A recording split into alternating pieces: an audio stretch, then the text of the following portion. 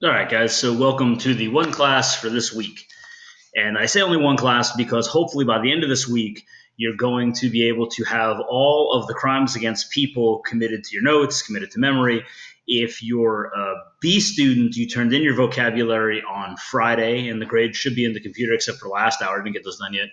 And if you're an A student, all of the old vocabulary plus anything new we're going to do this week is due this Friday. And if you're a C student, I'm going to make your vocabulary, like I said, due this Friday as well, because you guys actually had extra to do. Because I just said for that week that I was out for surgery, just go through the entire chapter on crimes against persons. But we're not going to cover all of those crimes against persons in your test. Now, your test is coming up either the end of this week or beginning of next week, depending how long it takes me to get this done with the in-class students, whether that's A or B. But all a test is a giant story on like page 107 of your textbook, where I had the in-class students do the homicide cases booklet. I didn't have C students do that, so don't worry about that if you're just an online student. But if you want to read page 107, where it has that in green, it says homicide cases, it gives you little stories. And those little stories are hypothetical situations that ask you to then use what you've learned about crimes and say who could be charged with what and why. So that's what we're going to do today. We're going to backtrack a little bit, and we're going to cover from first-degree murder through negligent homicide. Then we're going to cover the rest of the crimes against persons. And I'm only recovering this for my A, B students who took it in class, for my C students, to show you what I mean when I tell you that in order to get a decent grade on a story or a hypothetical situation, you have to apply the elements of the crime. Sorry, you have to apply the facts in the story to the elements of the crime. So how I break it down is like this. Now, we learn from the book that first-degree murder has two ways. There's two ways to get first-degree murder. Each way has two elements to it. The first is there must be malice and premeditation. Malice means you intend to harm someone. It doesn't have to be kill. You wish someone ill will. You hope they get hurt. That's what malice is. You intend to hurt them. And premeditation means that it was planned. So if you have these two elements, you have first-degree murder. So if I told you that it's 3:30 right now, and at 5 o'clock I want to go kill my girlfriend, do I have malice? Sure, I intend to hurt her. Is it planned? Is it premeditated? Absolutely. It's 3:30, and I told you that at 5 o'clock, right? 5 o'clock, I'm going to go kill my girlfriend. Therefore, if I go through with it, it's first-degree murder. I take the facts that I said I want to hurt her, that I said I'm going to do it later, and I apply those to the two elements of first-degree murder. Do I have malice? Do I have the intent to harm her? And two, did I premeditate or did I plan it? If you have those two things, you have first-degree murder. And obviously someone has been killed. So malice, premeditation, and a body. There you go, first-degree murder. The second way to do it is if someone is killed during the commission of a dangerous felony. So we talked about this, that if you go rob a bank at gunpoint, that is a dangerous felony. You don't have to intend for anyone to get hurt. You don't have to intend or have malice in the moment of your planning dangerous felony for someone to want to be hurt or die.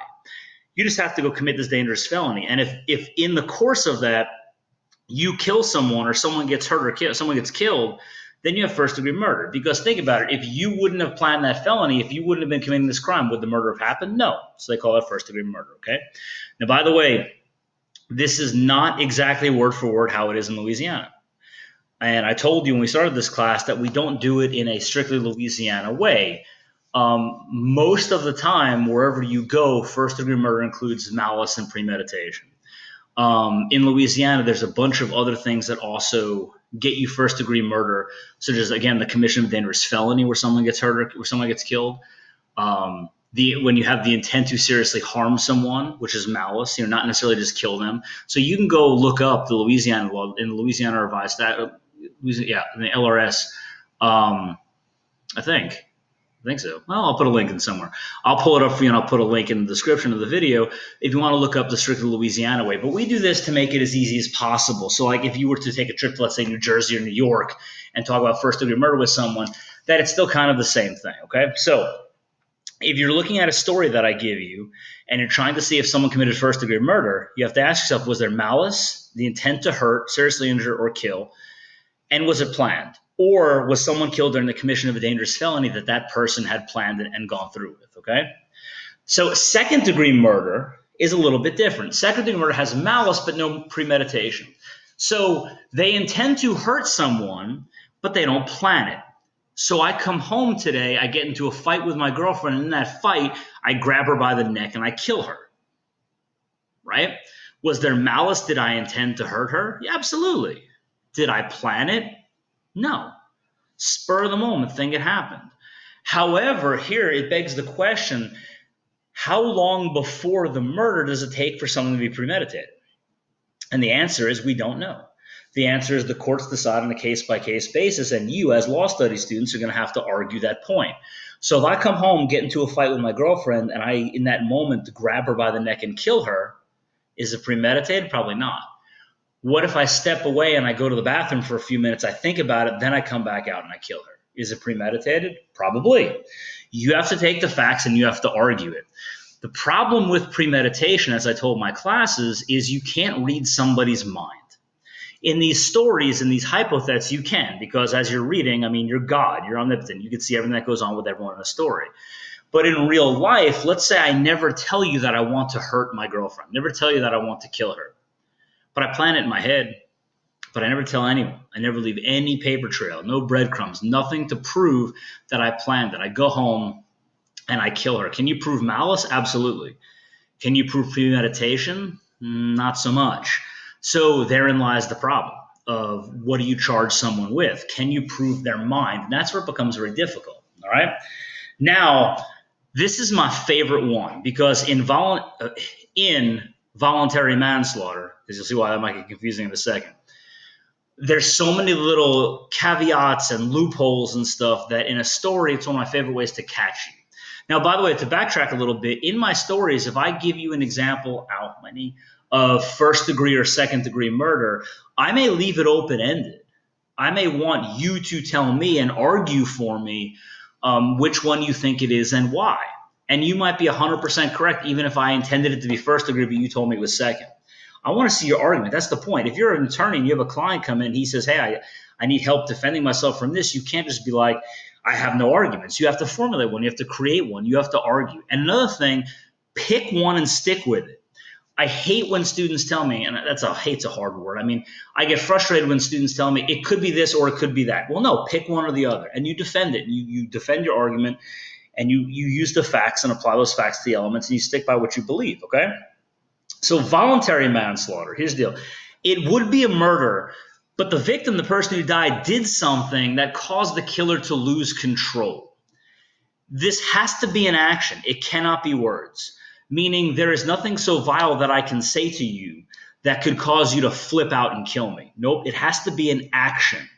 And it must make a reasonable person lose control. So if I cut you in the lunch line at the cafeteria and you go insane and kill me, that's not reasonable, okay? However, the example for this, that's why I say not something stupid like cutting in line.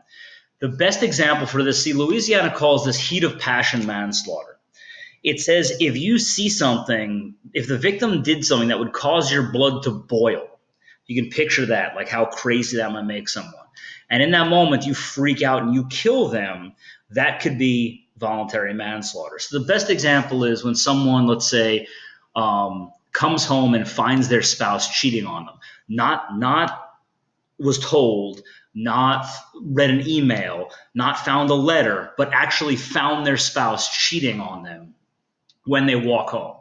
And they pick up something off the end table and they beat them both to death with it, the spouse and the lover.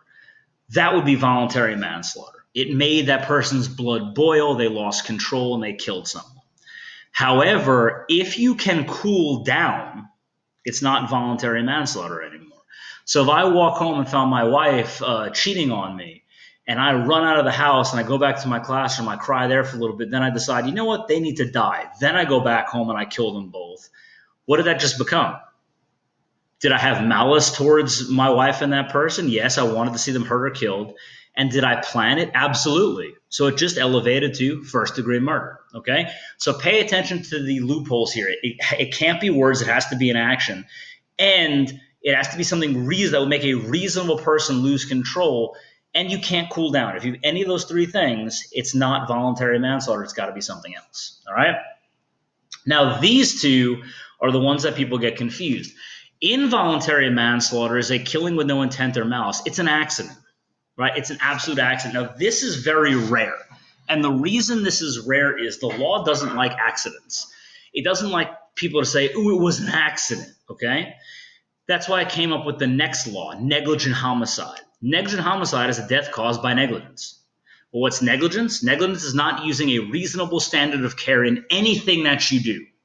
So, for example, if I'm driving, should I be texting while driving? No. If I'm texting while driving and I leave the road and I hit and kill someone, everyone's going to say it was a horrible accident, right? But it's not. You shouldn't be texting or looking at your phone when you're driving. That's negligence. You're not using a reasonable standard of care when operating your vehicle. Therefore, it's negligent homicide. So what you guys got to look out for is, in the fact pattern of the story I give you, it may seem like an accident. But was it really an accident, or was it negligence which led to negligent homicide? The way that a law professor told me negligence was, if your mom would look at you and say, "Don't do that, it's not safe," then it's probably negligence. Okay? So before you say it was involuntary manslaughter, it was an accident, always ask yourself whether or not it was truly an accident or was it negligence. And if it's negligence, it becomes negligent homicide. Okay? So as you read the facts, pay close attention. All right, so that's a review of what I did in class all last week. So if you're a C student, that's all we did. We spent the hour going over that and discussing it in detail. Now, these are the new ones, okay? These are the new crimes you guys got to know. Kidnapping will be on your test. Kidnapping is taking away a person against their will. It's also called unlawful imprisonment, okay? Now, with kidnapping, what you got to remember is that it could be anyone of any age. It doesn't have to be kids or children.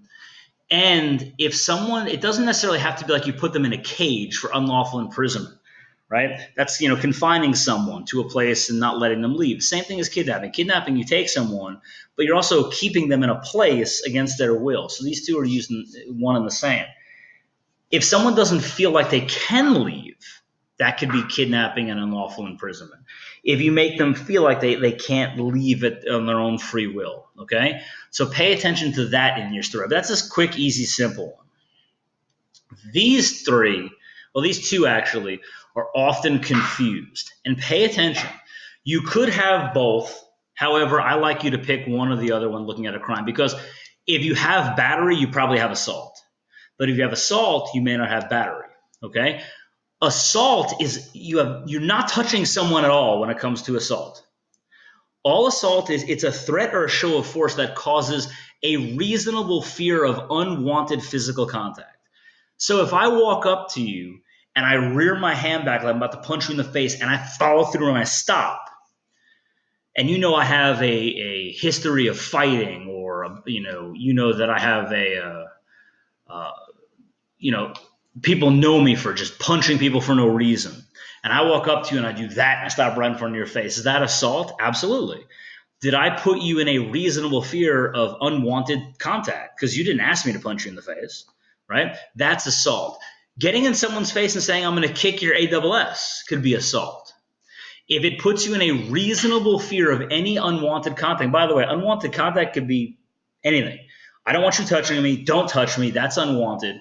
If you put me in a situation where I fear like you're going to touch me, any unwanted physical contact, that is assault, okay? Battery is any intentional physical contact without the other's consent. So if I say, "Don't touch me," and you intentionally punch me in the shoulder, that's battery. Pretty much battery is unwanted contact. Assault is putting someone in the fear, a reasonable fear of receiving a battery.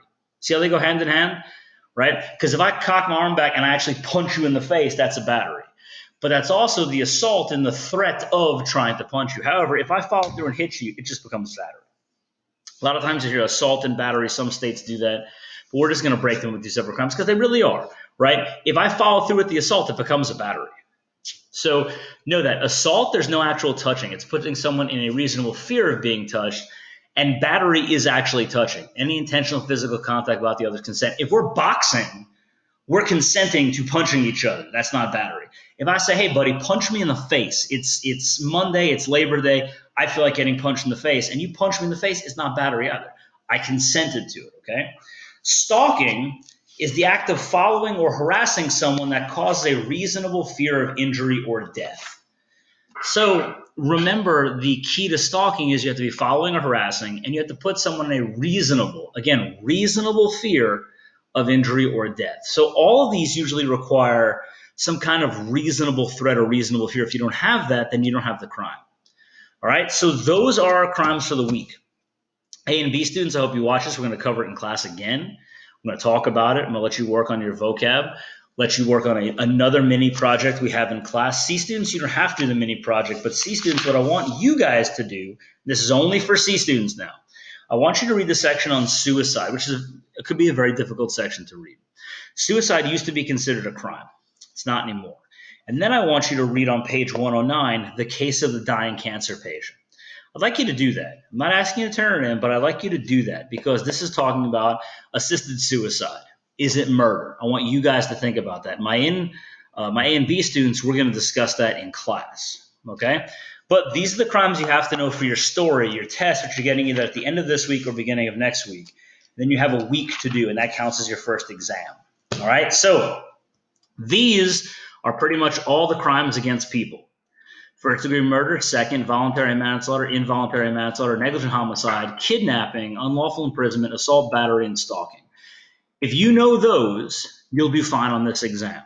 All right? So, again, hurrah for another short week. It's only Tuesday through Friday. I will be posting another video soon to talk about the exam, what you got to do, also to remind C students how to turn stuff in. But again, guys, remember, we're taking this easy. We're taking this really chill-like.